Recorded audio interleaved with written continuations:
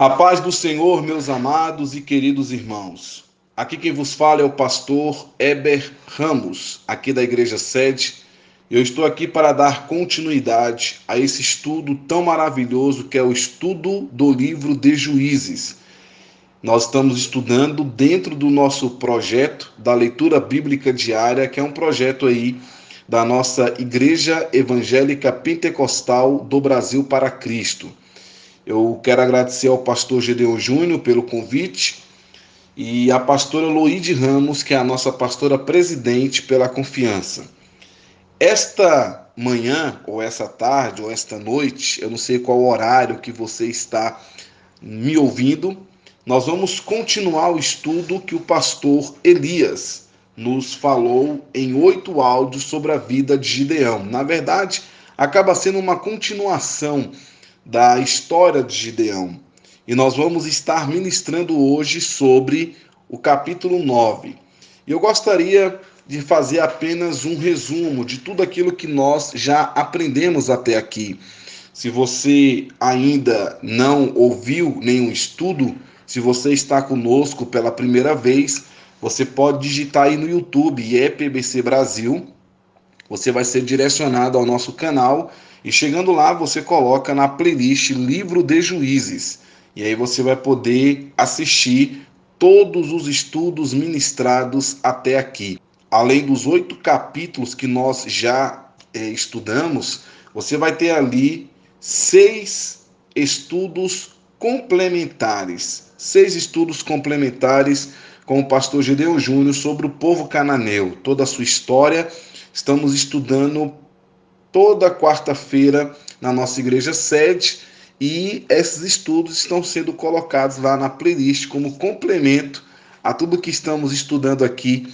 Nós já aprendemos até aqui com os pastores que já ministraram que no livro de Juízes, conforme está lá no versículo 25 do capítulo 21, diz assim, que naqueles dias não havia rei em Israel, e cada um fazia o que achava mais reto.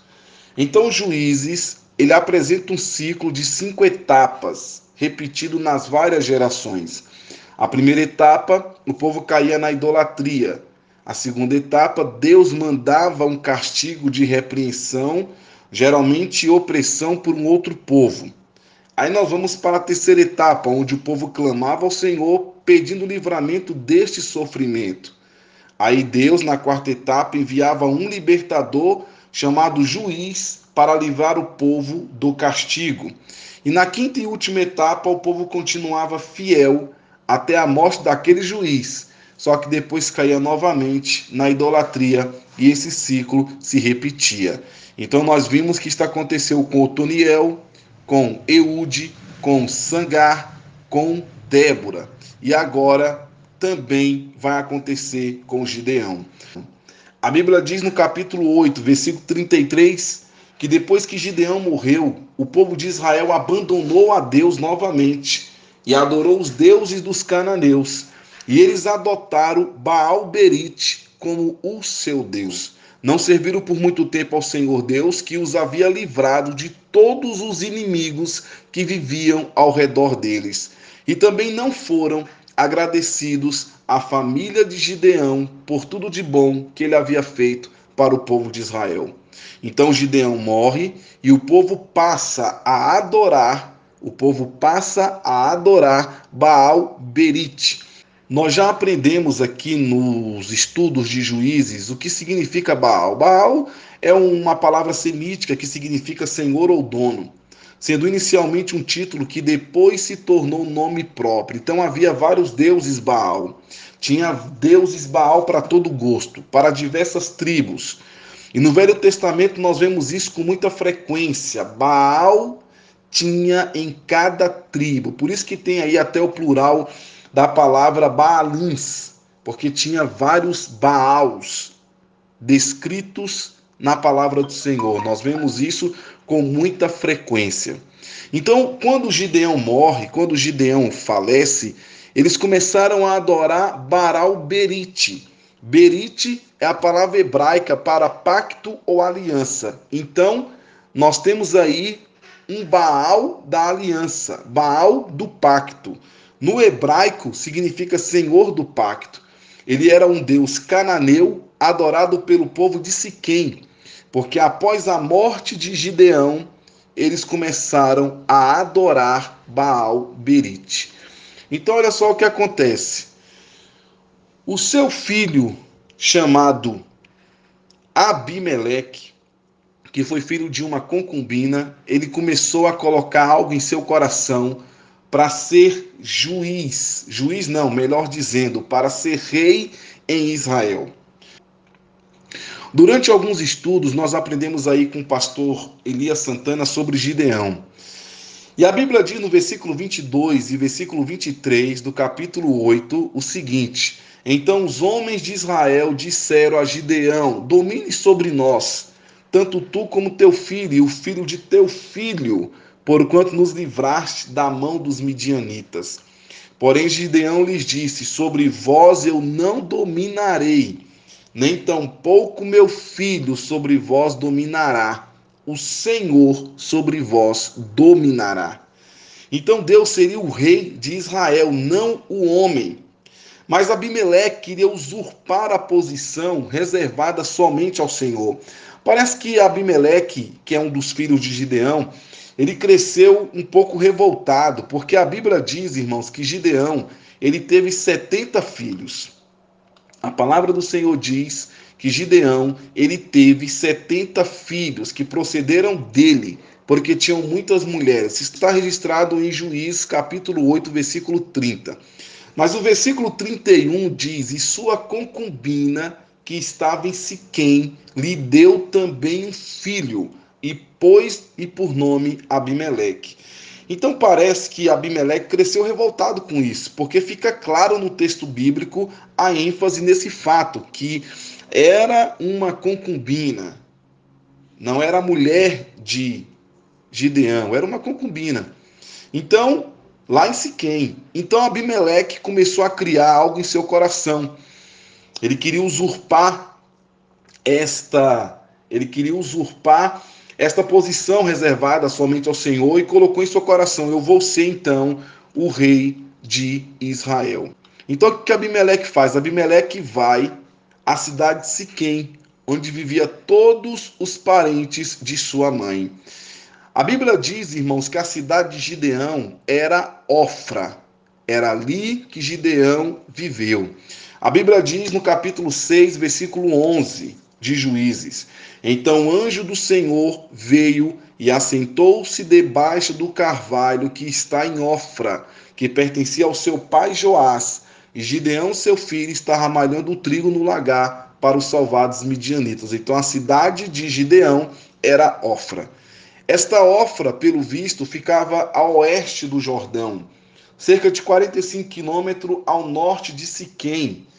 E Siquém era a cidade onde Gideão teve esse filho chamado Abimeleque, de uma mulher de Siquém, na cidade de Siquém. Então Abimeleque era filho de uma mulher de Siquém. Siquém, eu estou aqui olhando o mapa, Siquém ficava ali dentro das terras que foi designado a tribo de Manassés. E Ofra já está nas terras que foi designadas aí as tribos de Issacar. Isso tudo no território do norte, tudo no reino do norte, porque foi dividido o reino. Os irmãos lembram, o reino do norte e o reino do sul. O reino do norte ficou aí com 10 tribos: Dan, Naphtali, Manassés, Zebulon, Efraim, Gade. Tudo é reino do norte. E dentro desta divisão das terras, lá nas terras de Issacar, está Ofra, fica bem próximo do mar da Galileia. Lá está a localização de Ofra. Eu estou olhando o mapa aqui. Eu vou colocar aí para os irmãos também olharem. Então, Ofra está bem aí, nessas terras que foi designada Issacar. Só que Gideão era da tribo de Manassés.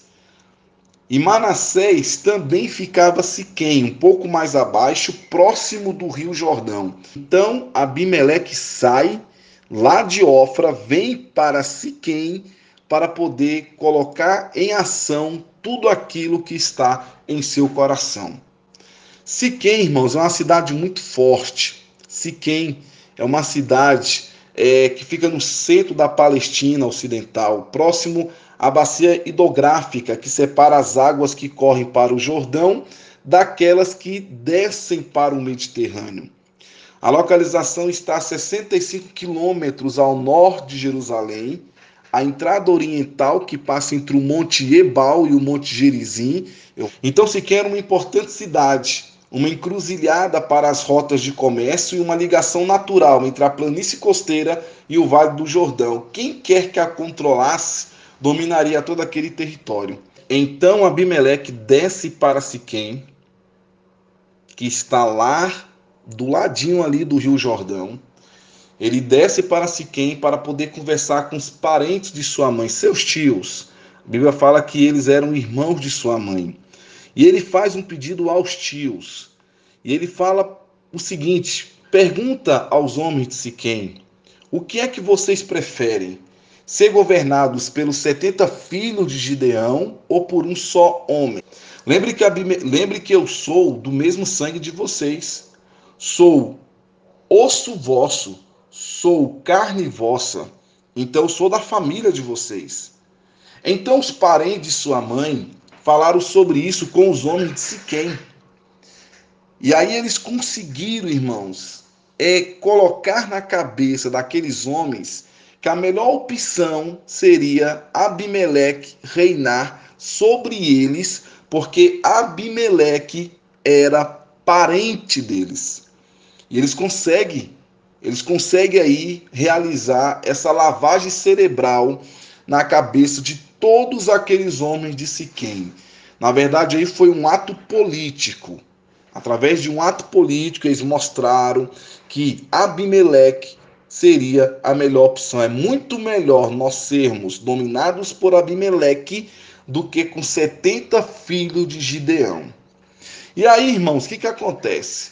A Bíblia diz que eles deram a Abimeleque 800 gramas de prata tirados do templo de Baal-Berite. Havia um templo lá na cidade de Siquém, o templo chamado Baal-Berite.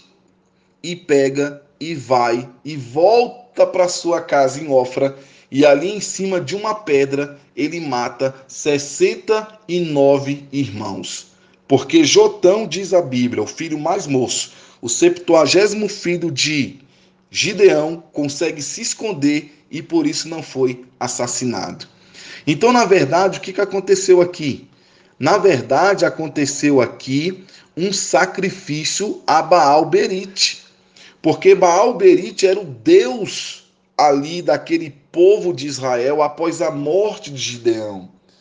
Eles aderiram Baal-Berite como Deus, esqueceram de tudo que Deus havia feito, esqueceu de todo o milagre, esqueceu de tudo que Deus havia feito, esqueceu do grande livramento que Deus dera através de Gideão dos medianitas, esqueceram de tudo isso e simplesmente colocaram Baal-Berite como Deus. Então, na verdade, com a ajuda destes homens, com essa prata que Abimeleque recebeu dos homens de Siquém, lá do templo de Baal-Berite, ele leva esses homens para Ofra. Diz a palavra do Senhor que em cima de uma pedra ele mata 69 irmãos. Não matou 70 porque Jotão conseguiu sair. E aí eu lembro perfeitamente da palavra do pastor Gedeon Júnior, a palavra de abertura sobre estas manchetes terríveis que há no livro de Juízes. O pastor Gedeon Júnior até colocou lá, briga de família. Homem mata 69 irmãos. Lembra que o pastor Gedeon Júnior colocou? Isso aconteceu aqui neste episódio. Matou 69 irmãos para se declarar rei em Israel. E aí, queridos, diz a palavra do Senhor: então todos os homens de Siquém e Bet-Milo se reuniram na árvore sagrada de Siquém e ali fizeram de Abimeleque o seu rei. Depois desse sacrifício, onde 69 pessoas morreram, 69 pessoas morreram, uma briga de família, 69 irmãos mortos. Aí a palavra do Senhor diz que eles foram lá no Bet-Milo, se reuniram na árvore sagrada de Siquém e ali fizeram Abimeleque, rei de Israel. Que coisa terrível, irmãos. Aqui com certeza houve aí um sacrifício, com certeza, porque Baal-Berite tinha lá uma festividade em honra de Baal-Berite, culminada por uma espécie de refeição sacrificial no templo do seu Deus. Então ele era um deus cananeu, que vivia na região de Siquém. Então Abimeleque foi declarado rei junto ao Carvalho Alto, que está perto de Siquém, próximo de Siquém. Siquém, uma cidade que tivemos aí vários eventos bíblicos.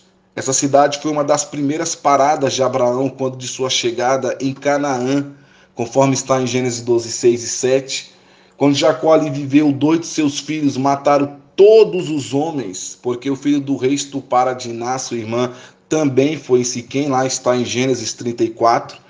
Os ossos de José foram enterrados ali, e Israel renovou sua aliança com Deus também ali. E o reinado de Israel foi dividido nessa cidade, conforme está em 1 Reis capítulo 12. Então, irmãos, amanhã a gente continua essa história, se Deus assim permitir. Amanhã, capítulo 9, parte 2. Que Deus possa abençoar a sua vida e que nós nunca possamos ser, nem no sonho, irmãos, dominado por um espírito tão maligno como esse, por um desejo egoísta, se unir a um povo, a um Deus pagão, através de um ato sacrificial, matar todos os seus irmãos. Todos os seus irmãos. Infelizmente isso acontece todos os dias acontece isso, porque o livro de Juízes, ele é um livro atualíssimo, como nós estamos aprendendo, é um livro atual. Eu lembro que eu trabalhava em um presídio, assim que eu casei em 2006, e trabalhei nesse presídio durante 2 anos. E eu lembro que eu trabalhava no Seguro, que é um local onde ficam os presos mais perigosos, e eu trabalhava era um presídio de adolescentes, era um centro de internação de adolescentes.